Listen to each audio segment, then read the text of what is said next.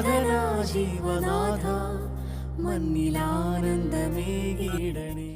മിന്നാമിന്നി പോലെ മിന്നിത്താരമെന്നും കണ്ണീരിന്റെ മണ്ണിൽ മന്ന പെയ്തുവല്ലോ.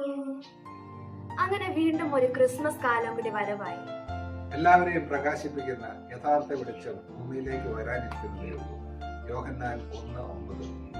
ഈശോയിൽ ഏറ്റവും പ്രിയമുള്ള PDMA കുടുംബാംഗങ്ങളെ എല്ലാവർക്കും ഈശോ മിശിഹായ്ക്കും സ്തുതിയായിരിക്കട്ടെ. ക്രിസ്തോസ് മാസേ എന്നീ രണ്ട് പദങ്ങളിൽ നിന്നാണല്ലോ ക്രിസ്തുവിന്റെ കുർബാന എന്നർത്ഥമുള്ള ക്രിസ്മസ് എന്ന പദമുണ്ടായത്. ദൂരദേശത്തു നിന്നും യാത്ര ചെയ്തു വന്ന രാജാക്കന്മാർക്ക് വഴികാട്ടിയായി മാറിയത് നക്ഷത്രങ്ങളായിരുന്നു. ഈ സമയത്ത് നമുക്കും ഒന്ന് ഓർത്തെടുക്കാം. പുറകോട്ടൊന്ന് ചിന്തിച്ചാൽ നമ്മുടെ ജീവിതത്തിൽ പ്രകാശമായി മാറിയവർ ആരൊക്കെയാണ്? അഥവാ നമുക്ക് ആരുടെയൊക്കെ ജീവിതത്തിലെ നക്ഷത്രങ്ങളായി മാറുവാൻ സാധിച്ചിട്ടുണ്ട്? ഇനിയും നാം മറ്റുള്ളവർക്ക് വെളിച്ചം പകരുന്ന നക്ഷത്രങ്ങളായി മാറുവാൻ സാധിച്ചിട്ടില്ല എങ്കിൽ ഈ ക്രിസ്മസ് ഒരുക്കക്കാലം സഹജീവികളുടെ ആകുലതകളിൽ പ്രകാശം പരത്തുന്ന താരകങ്ങളായി മാറാം. ഇന്നത്തെ പുണ്യപ്രവൃത്തി.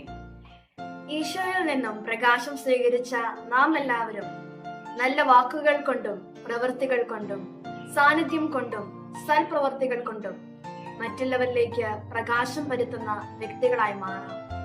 സർവശക്തനായ ദൈവം നമ്മളെല്ലാം അനുഗ്രഹിക്കട്ടെ.